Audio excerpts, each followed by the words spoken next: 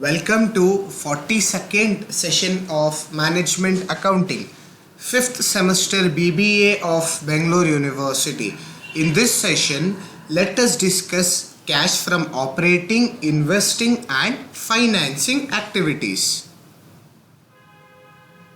Recap of previous session.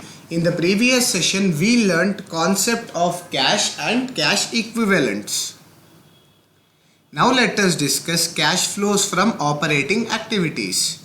The amount of cash flows arising from operating activities is a key indicator of the extent to which operations of the enterprise have generated sufficient cash flows to maintain the operating capabilities of the enterprise, pay dividends, repay borrowings, and invest without recourse to external source of financing.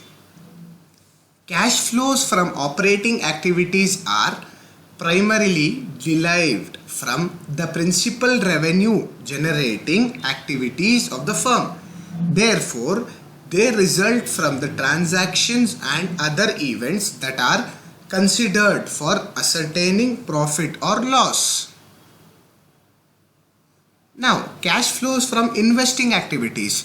The separate disclosure of cash flows arising from investing activities are important because the cash flows represent the extent to which expenditure have been made for resources intended to generate future income and cash flows.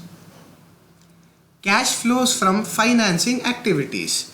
Disclosure of cash flows arising from financing activities is important because it is useful in predicting claims on future cash flows by providers of funds, both owner and lenders, to the firm.